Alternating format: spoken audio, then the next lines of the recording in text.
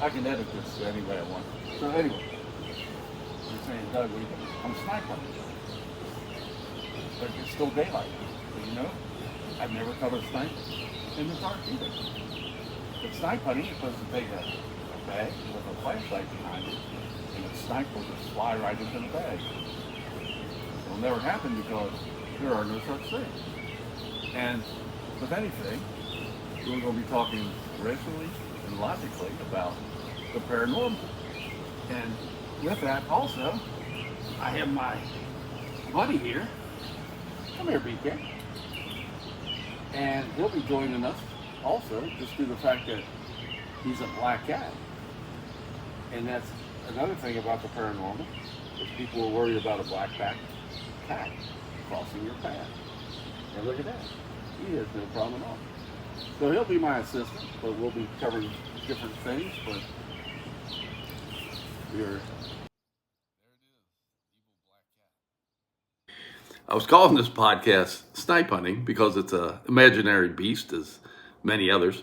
Kind of interested in the paranormal. There's a radio show in the middle of the night that covers paranormal, your ghosts, Bigfoot, everything like that. I said I'm calling this Snipe Hunting because it's just one of the other imaginary beasts that never get any respect. You're in a kid goes to camp in the summertime and do a snipe hunt, and you actually think you're going to catch something. There's nothing out there. But people grow older, and next thing you know, they're fine looking for Bigfoot and everything else. They hear all kinds of noises out in the woods. You know, people see ghosts, and that's real. You got people who swear they have seen aliens.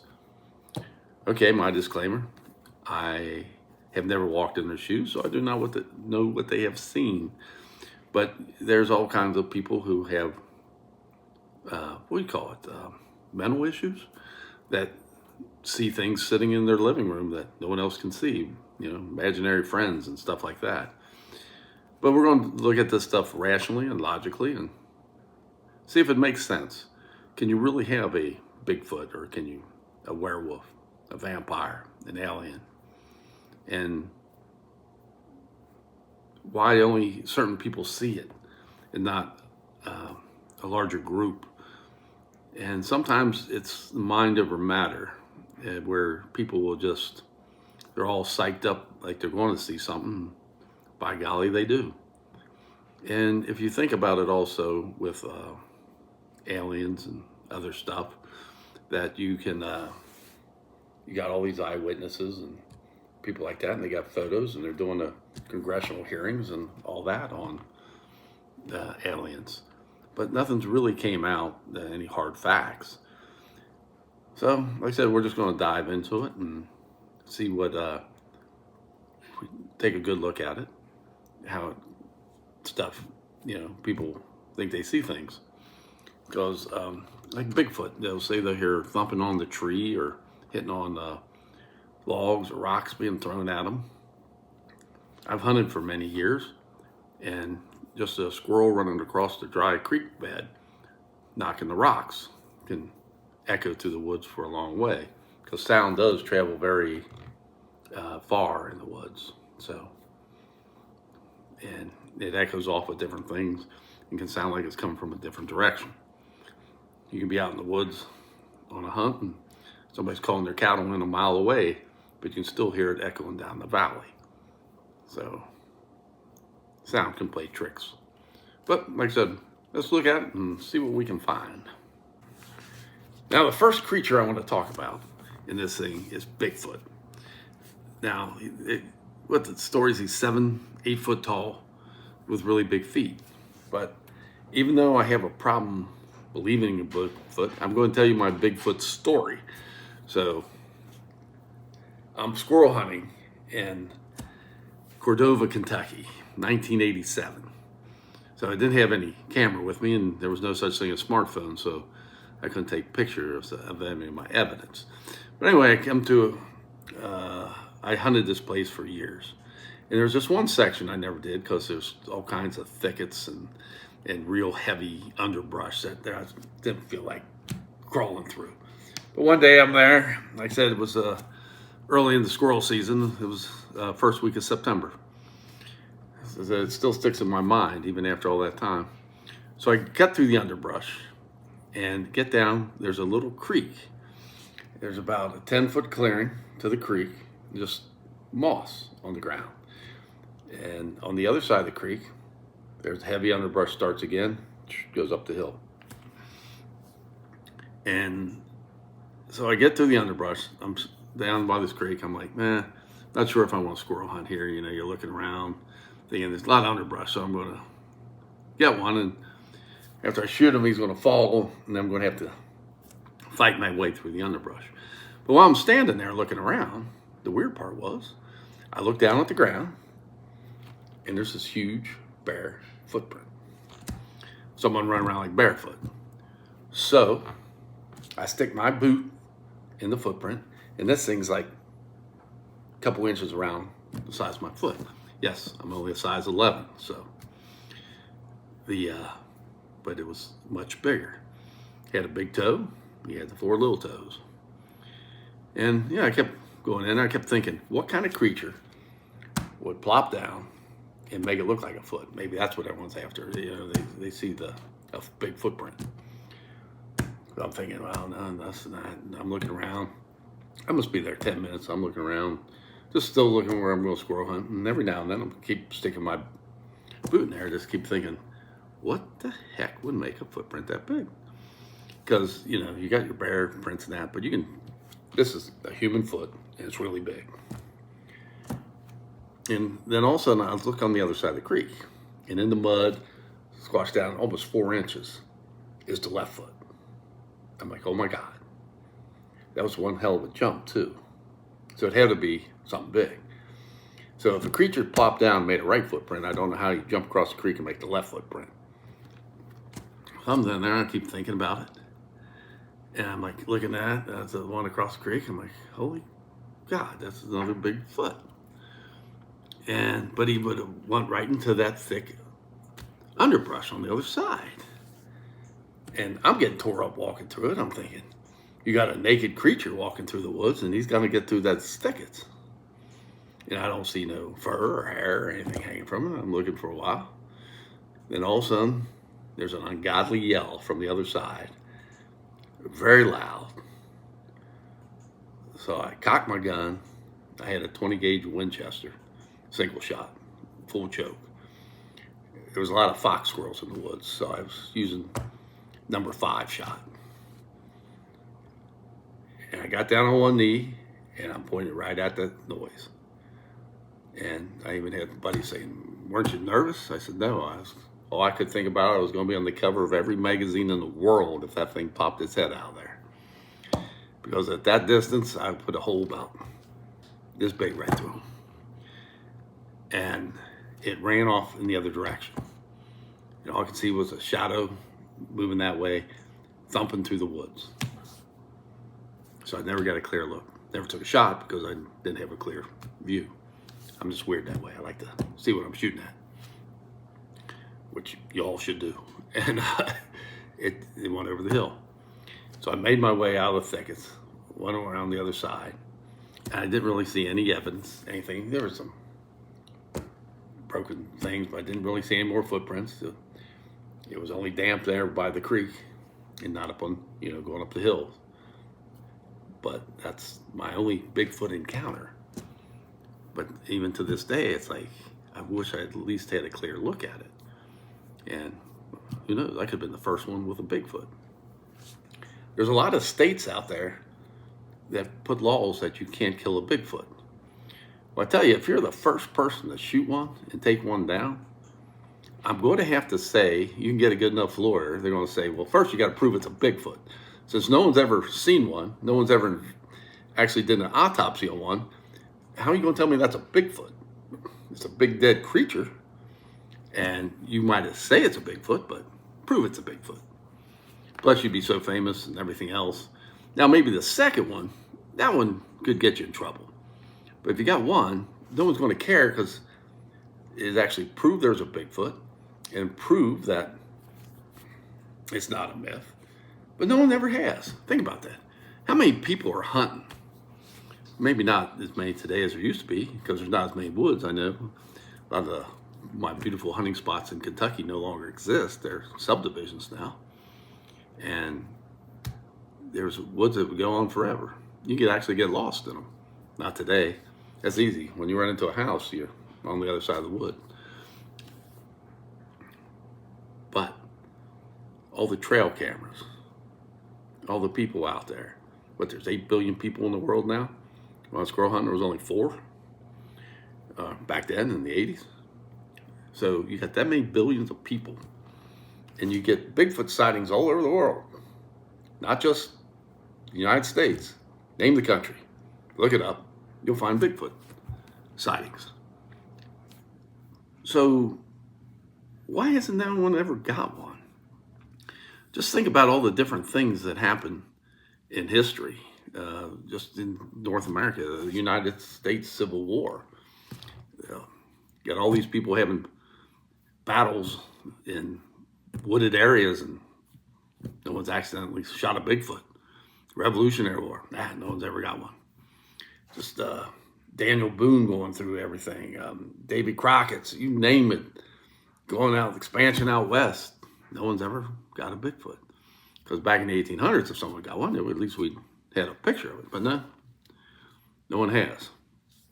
I've heard claims of people said they killed one, then they were afraid after they killed it, it looked too human-like. Bull. If they got one, they could have had a friend say, hey, point it there. Just think if you had 4 buddies hunting and one guy killed a Bigfoot. Next thing you know, it'd be like the golden Sierra Madres. Things worth a fortune. They'd start shooting each other and blaming Bigfoot for it. So, even though I've seen stuff I wish I had pictures of, I still, in my own mind, have trouble wrapping around that something like this exists and no one else has shot one. No semis hit it on the expressway, crossing the expressway or anything. No. Okay, let's look at this kind of logically. A normal human being takes what? 2,000 to 2,500 calories a day to exist. I know there's studies, if you cut your calories in half to like 1,000 calories a day, they did with that biosphere study back in, that was in the 80s too, in New Mexico when they put that together, like how would it be to live on Mars or something? Can you grow plants and that in the indoors, and can people survive? There was one scientist with them that was part of the study. It's because if you cut a mouse calories down in half, they found mice could live 2 to 3 times longer than normal. So just think of that with a human. You can do it, but your body will start, eating any fat it has on it, especially if you got any physical labor that you're doing. You need the extra calories to feed your body. C6H12O6, glucose molecule. Every cell in your body needs it to survive. So you got to take in food. And some's got sugar in it, like carbs, to keep you alive. And if you go on a real strict diet with low calories, you're going to get lethargic. And you're not going to be able to do physical activity so long because your body's going to eat all the fat it's got on it. And that's going to start eating the muscle. You're going to start eating the muscle, you're getting worse and worse, going downhill in shape. If you sat around and ate half the calories, you're cool. So, human, 2,000 to 2,500 calories a day.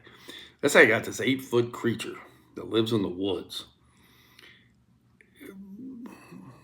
Let's say he's going to have at least, we'll go real conservative, 3,000 calories a day. What's he eating? You think he'd be behind the 7-Eleven, robbing the dumpster, looking for old donuts, anything to survive. I don't hear any farmers saying that their chicken coop was raided by a Bigfoot. They'll always find raccoons, foxes. But here's this creature that's got to eat, but yet he's not really going into society, I should say, and robbing people's trash cans or stealing dogs out of the backyard. So you're wanting me to believe there's these creatures that big, but yet they don't need the caloric intake of any other creature in the world, especially a warm-blooded mammal. If maybe they're reptiles. So they only eat once now and then they move. But they've been caught. They'd be a little slower, especially when the weather gets colder. Okay, so we got the calorie thing. They got to have so many calories to survive. I've heard late night radio show where they had an expert. Here's another problem I got. How are you a Bigfoot expert, never got a Bigfoot? So you know as much about Bigfoot as I do. I've seen stuff, but yet I still can't believe until you get one. But yet they're experts. Like I said, they'll talk about sounds in the woods. You'll hear tree knocking, rocks and all that. And the stated before, I've been sitting in the woods hunting, and how the sound echoes through the woods, how far it can go. I've seen, like I said, squirrels running across the dry creek bed and just hitting the uneven rocks. And next thing you know, you hear that sound coming. It sounds like somebody's throwing something. A deer breaking branches. A deer going through the dry creek bed. Broken tree limbs. They said there's broken tree limbs up high.